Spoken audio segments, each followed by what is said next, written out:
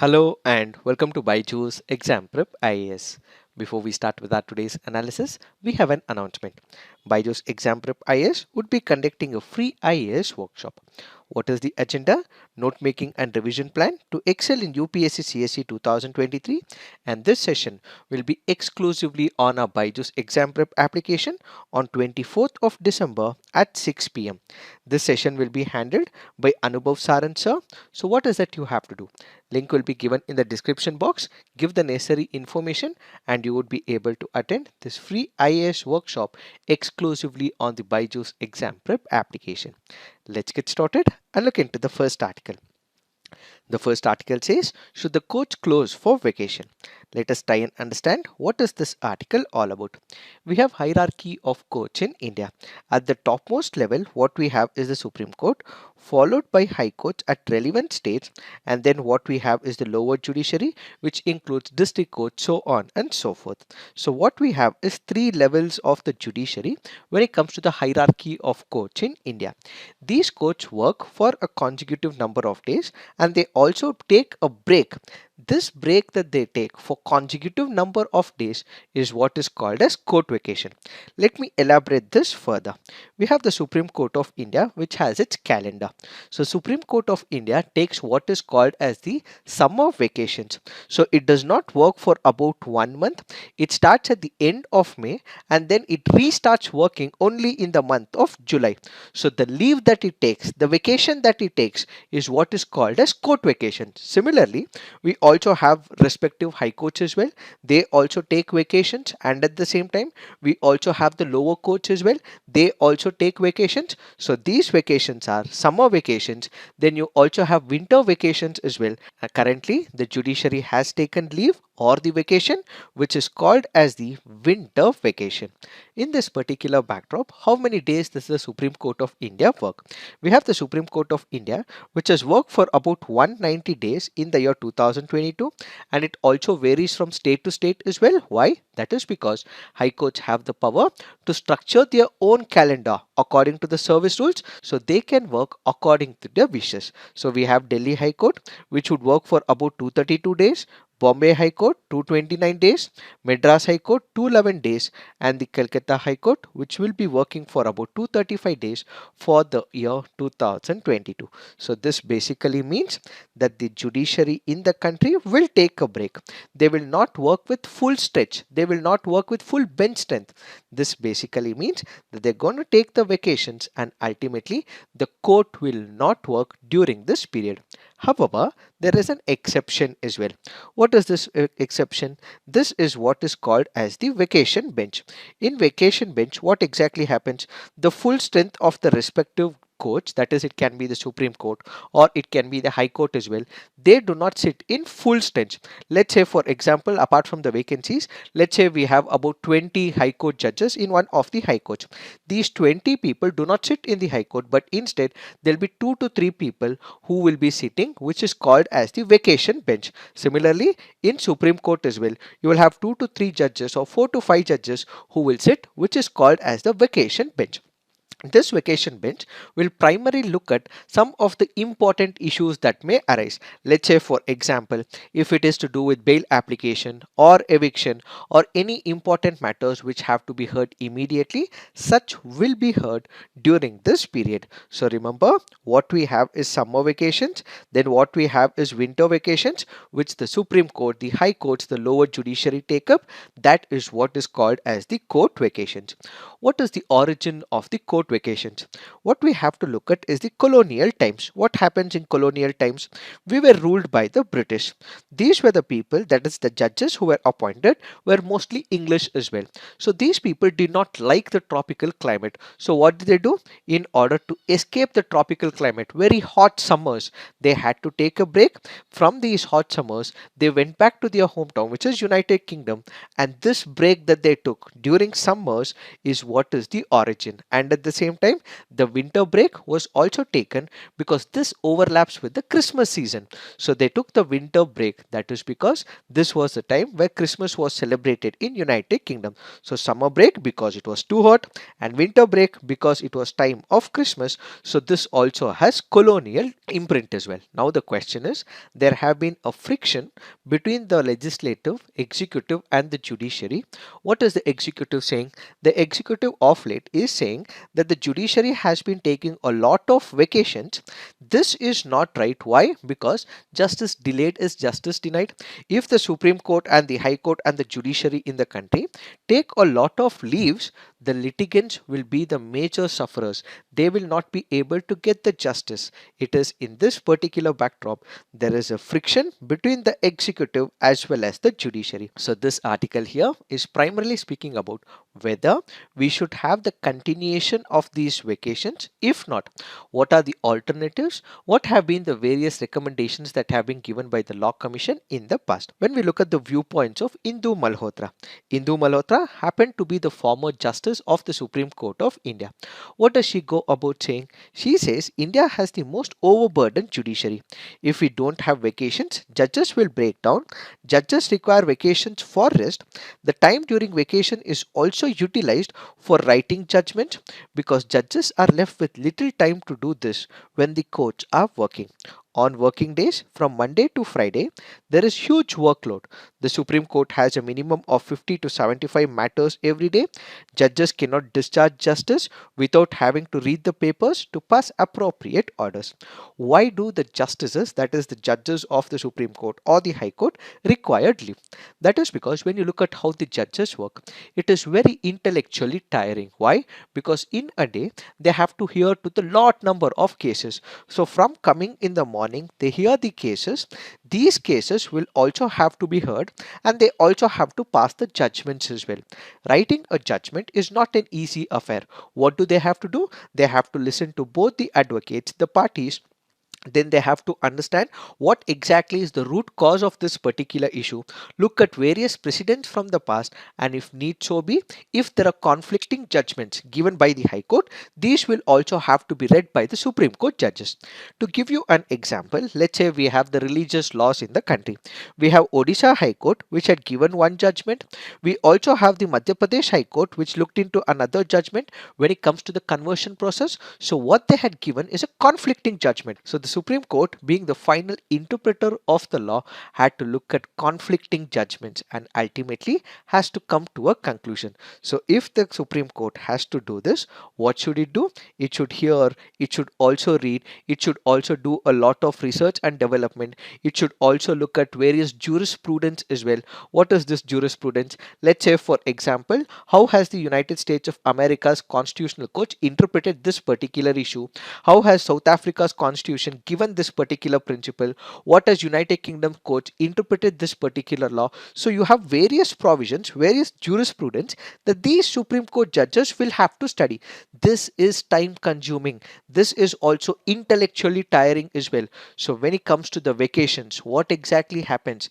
These judges actually would have heard the cases and they have to write the judgments. So it is during the vacation that they get ample amount of time where they need not have to hear the cases, but instead they go about contributing all their time, most of their time, in writing the judgments. So if they continue to work, they will get exhausted, they'll feel tiring, and they would not be able to serve the justice to the litigants, says Indu Malhotra, who happens to be the former judge of Supreme Court. So basically, the time that is given as vacation is not about wastage of the time, but instead it is used for a productive time where they would be able to contribute for writing the judgments which will become the precedents for the country.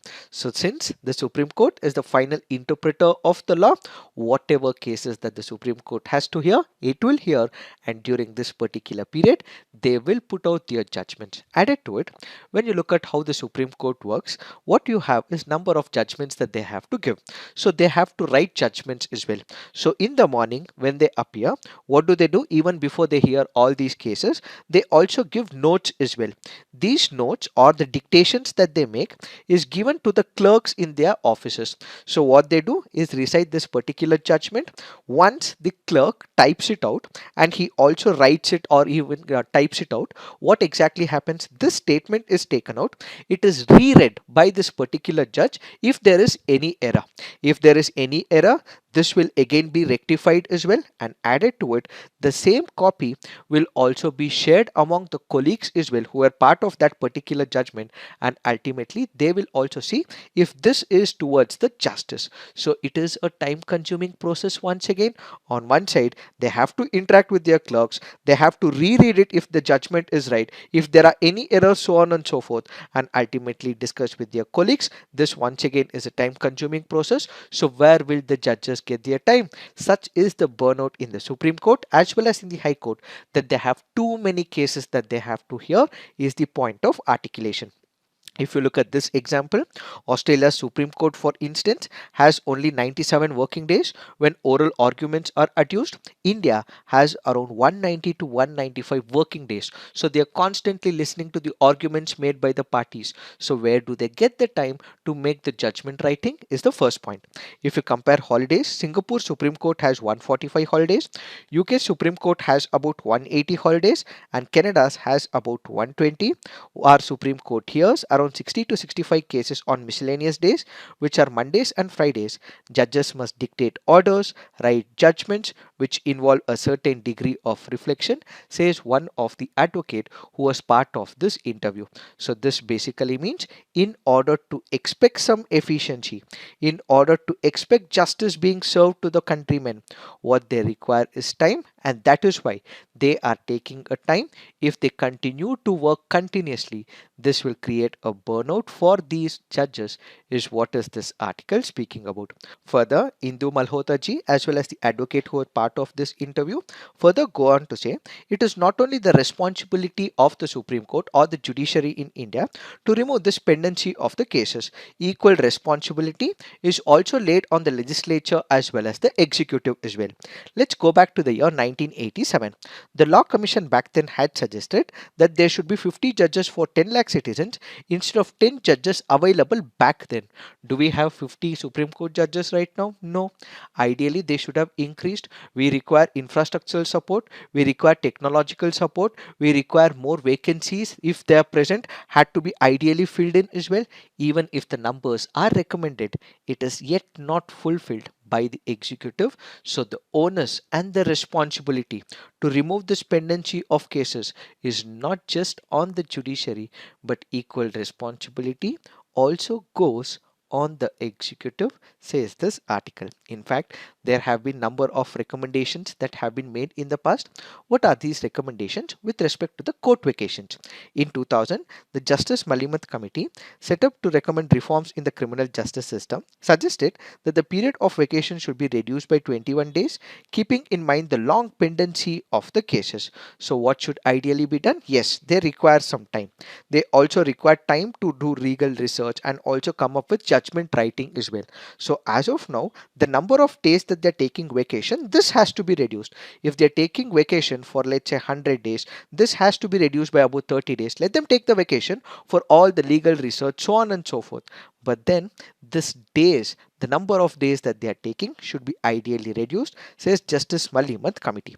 In its 230th report, the Law Commission of India, headed by Justice A.R. Lakshmanan, in 2009 called for reform in this system.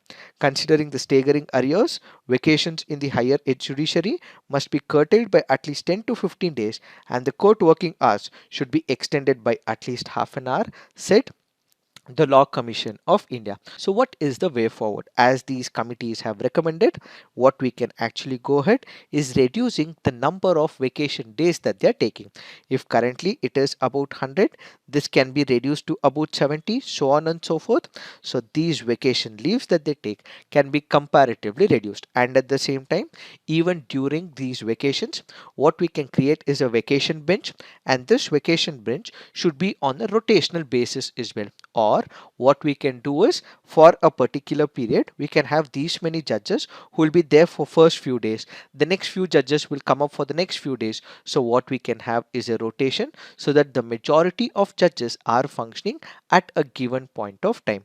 So if we have to reduce the pendency of the cases and at the same time also accommodate the judges for their vacation, what we can do is reduce this days and at the same time make sure that we have rotation of the judges so that ultimately everyone is satisfied. So if the executive goes about criticizing one of the organs of the state, it is good.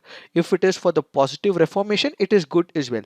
But if it is about interference, that should not be entertained, and judiciary should stand for itself, is what is this article all about. It is this that we have to understand with respect to this article. Now let's look into the next article. This article says the uncontrolled re-entries of satellites. Let us try and understand what is this article all about. More than 140 experts and dignitaries have signed an open letter published by the Outer Space Institute calling for both national and multilateral efforts to restrict uncontrolled re-entries. What is this uncontrolled re-entry? It is the phenomenon of rocket parts falling back to Earth in unguided fashion once their missions are complete. First, what we have to understand is what are the stages of a rocket launch. This is what we call as rocket staging. What exactly happens? Let's say for example we have a rocket. So when a rocket has to reach the space, there are a combination of several rocket sections. We also have stages of the rocket as well. So what we have is firing, which happens in a specific order. Then they also detach as well, and ultimately they penetrate the Earth's atmosphere and also reach the space. So what is this rocket staging?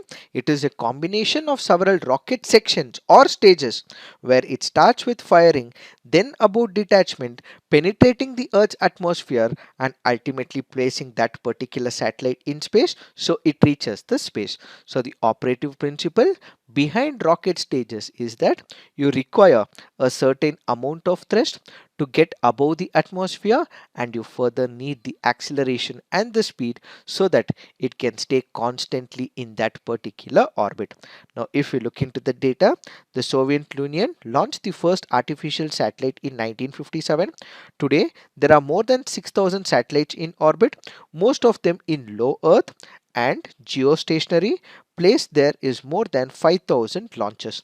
The number of rocket launches have been surging with the advent of reusable rocket stages. So now the question is, what is this uncontrolled re-entry? Let's say for example we have the rocket.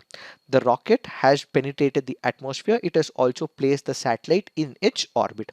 After a considerable period of time, if this rocket is detached or the satellite has to fall down, it has to fall down in a guided path. Let's say we have the detachment of the rocket that is taking place. If this detachment is happening, it has to fall in a particular area. That area will be pre-decided by that particular agency. We have NASA, we have ISRO, so on and so forth. So that agency, that space agency, will decide where exactly this rocket will fall after the detachment. And at the same time, we also have the satellites as well. These are orbiting in their orbit, and at the same time, if after few years, if this particular satellite has to be pulled off because it is done with its job, in that case, if it is falling in a guided path in one of the places where it is already pre-decided that it will fall in a particular place in a land or in a water area, that is called as the controlled re-entry. But what if it falls in an haphazard manner where there is no control on this rocket or on the satellite? It falls not in a desired place but some other place which is not under the control of that agency, that is ISRO, NASA or the Chinese space agency, so on and so forth. That is what is called as uncontrolled re-entry.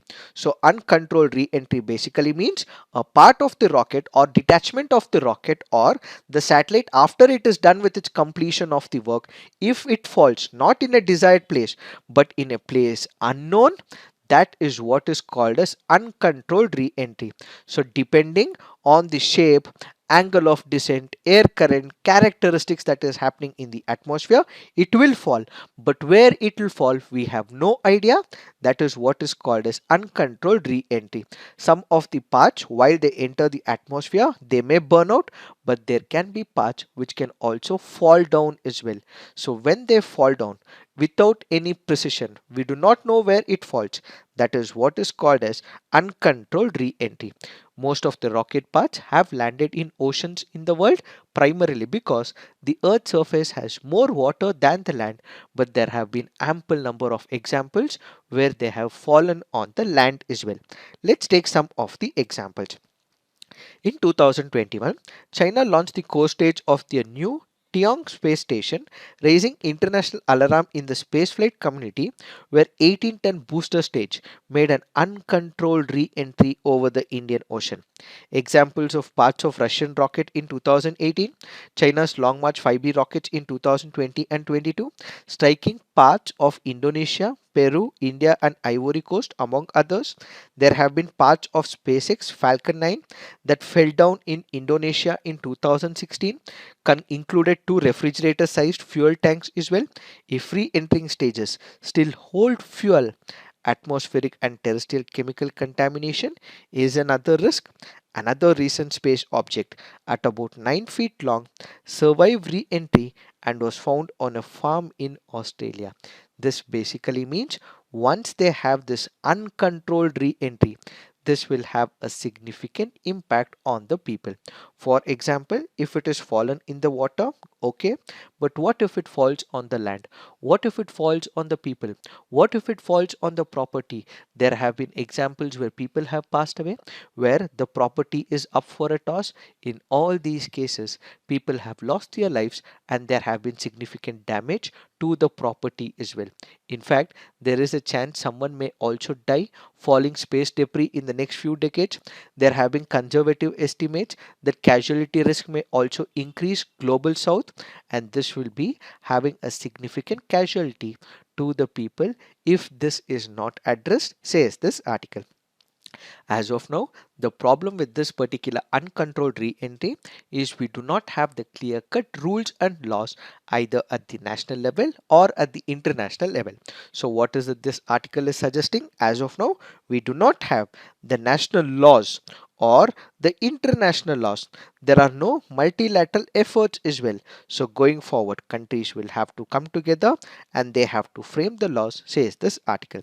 If you look at the existing rules, the US Orbital Debris Mitigation Standard Practices requires all launches to keep the chance of casualty from re-entering body to be below 0.01%. But the US Air Force and NASA have waived this requirement on multiple occasions themselves. There is no international binding agreement to ensure rocket stages always perform controlled re-entries, nor on the technologies with which they do so. And the Liability Convention 1972 requires countries to pay for the damages, not prevent them. These technologies include wing-like attachment, deorbiting brakes, extra fuel on the re-entering body, and design changes that minimize debris formation. So these rules and laws that are existing are not speaking about prevention, that is to stop even at the earlier stage, but it all speaks about what if that occurs. So there is damage that has occurred. In that case, they have to pay back certain amount of money to these people. So how can we go about reducing the impact? So this article says that all the countries will have to come together. They have to ensure that what we have is the bilateral or the multilateral and the global bodies coming together so that we are able to reduce these incidents in the near future.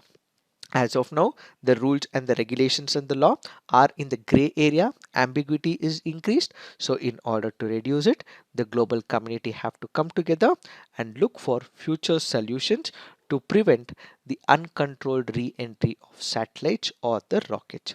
It is this that we have to understand with respect to this article. Now let's look into the next article. This article says reshaping the world's response to the terror matrix. Let us try and understand what is this article all about. This article currently goes on to say, for the past few days what we are witnessing is a series of talks on terrorism. The global bodies have come together, countries have come together, national security advisors have come together. They've all been discussing how to prevent and bring an end to this terrorism. What are some of the meetings that we have recently had? We have the United Nations Security Council Counter-Terrorism Committee meeting, No Money for Terror Finance, Interpol conference. All of these conferences and meetings basically spoke about terrorism and bringing an end to the terrorism. But has there been any successful talks? No, says the author. Why? That is because let's take the example. We have India and Pakistan issue. When it comes to India and Pakistan issue, Pakistan for that matter has both state actors as well as the non-state actors. India in couple of environments as well as in multiple international organizations and its meetings has clearly said that there is state actor as well as non-state actors which are perpetrating terrorism.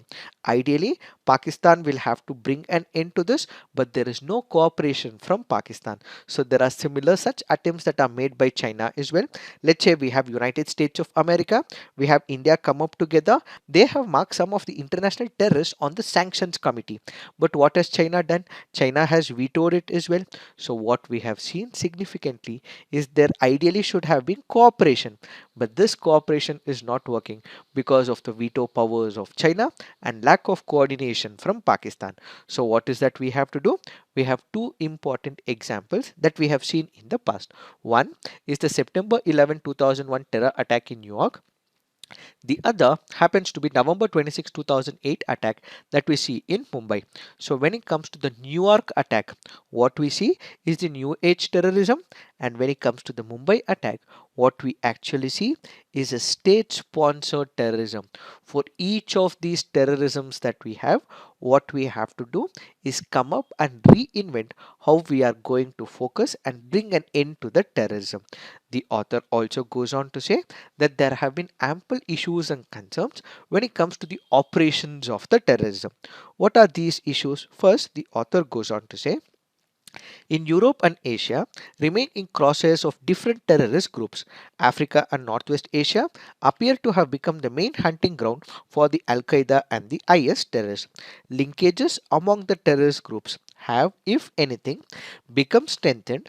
Evidence of this was forthcoming very recently when Al Qaeda leader Ayman al Zawahiri was living in Kabul in a safe house maintained by the Akani network. Zawahiri was eliminated in 2022 in US directed Hellfire missile while he was still in Kabul.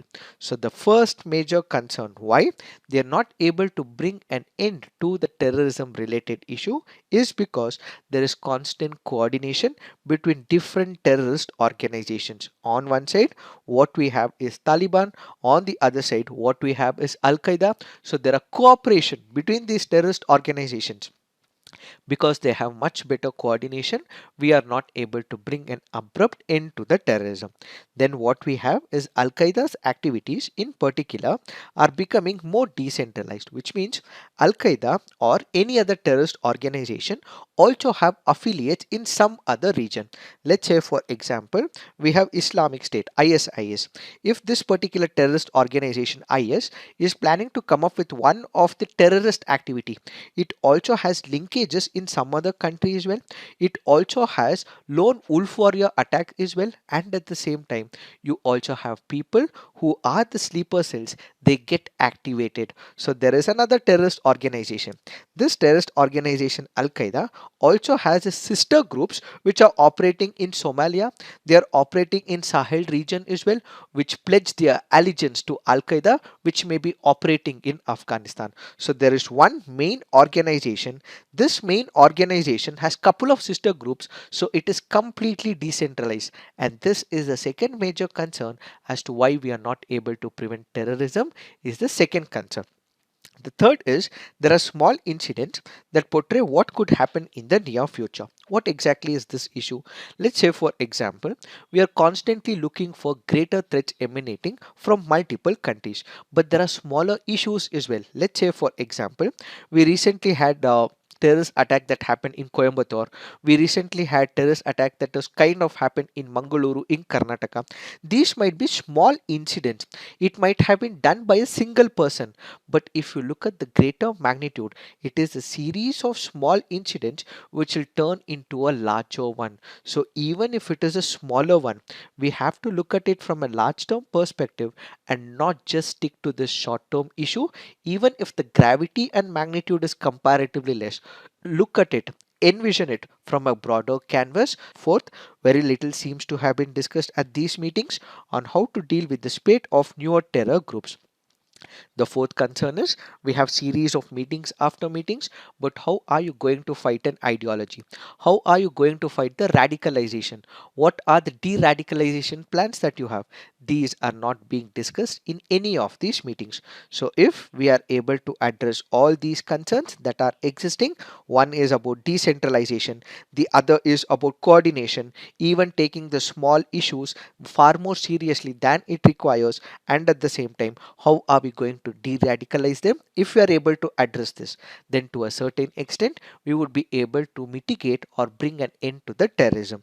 Followed by this, the author also goes on to say not to accept all declarations of a decline in levels of terrorism at face value, which means to say there is something called as good terrorism, there is something called as bad terrorism. So there are few countries which have the simple concept of good terrorism, bad terrorism. So the author goes on to say there is nothing like good terrorism and bad terrorism. Terrorism is terrorism. So whosoever conducts it, whichsoever is the party supporting it, everyone will have to be blacklisted, whether it is the state or the non-state actors. So anyone who promotes this idea of terrorism, such countries should be blacklisted is the first way forward.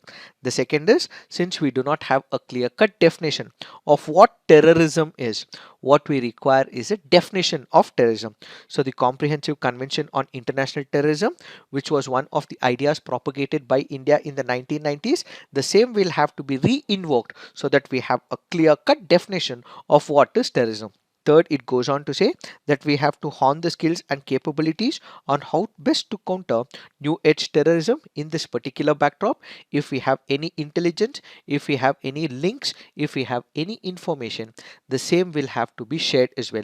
So exchanging information, tactics and intelligence becomes very important, and what we require is a coordinated approach. What we have to also look at is a coordinated manner for different kinds of terrorism like enabled terrorism, remote control terrorism, drones are being used. All of this is the new age terrorism. Cyber security is also new age terrorism. Cyber warfare is a new age terrorism. So how are we going to bring an end to all these types of issues is what countries will have to discuss, says the author. So if they are able to coordinate and ultimately share the intelligence and come up with a definition of what precisely is terrorism, we can bring an end to it rather than discussing meeting after meeting. If we can have a uniform policy that to a certain extent can prevent terrorism, is what is this article all about. Now let's look into the next article. This article says need taxonomy definitions to avoid greenwashing, says Rao. Let us try and understand what is this article all about.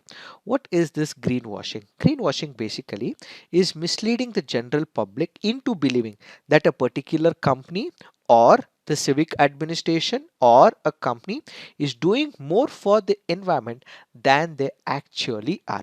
Let me give you an example. Let's say for example, there is one of the company.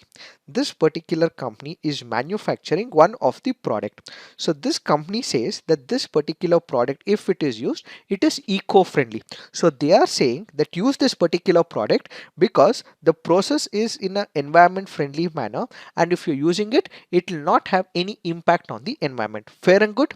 But what if the production process of this particular product involves a lot of pollution? While this particular product is being manufactured, they also put out large effluents into the rivers, large polluted material into the rivers and lakes and seas as well. So on one side, they are saying that their product is environmental friendly, while this particular product is being manufactured, they release a lot of polluted water without any treatment into the seas, rivers, and ultimately harming the environment as a whole. So they claim that their product is good, environmentally friendly, but when the process of manufacturing has been initiated, it is not following any of the environmental protocols.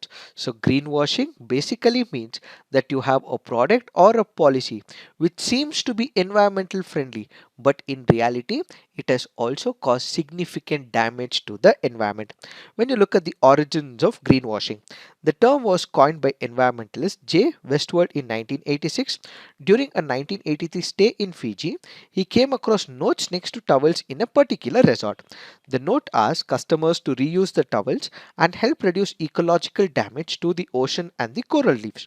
While it may appear to be an environmental friendly practice, in reality, the endeavor was for the hotel to save up on the laundry bills.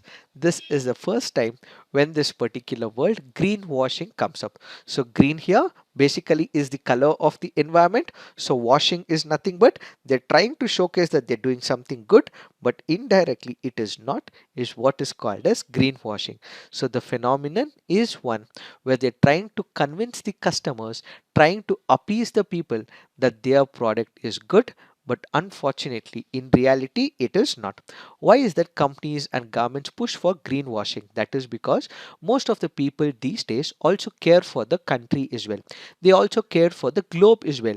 They also know for the fact that if such and such product is released into the market which is not environmentally friendly, the ecosystem is disturbed. In order to capture this particular market where people are ready to shell out more money for the environmentally good products, to capture them, there are companies coming up with these kind of greenwashing ideas. So they release the product saying that it is environmentally friendly to capture a certain segment of the audience. So what is this article saying? This article goes on to say that we require a taxonomy on green finance to avoid the risk of greenwashing.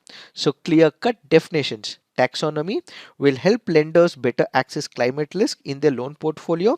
So what we require is clear cut definition as to what the product is, how it can be reduced, so on and so forth.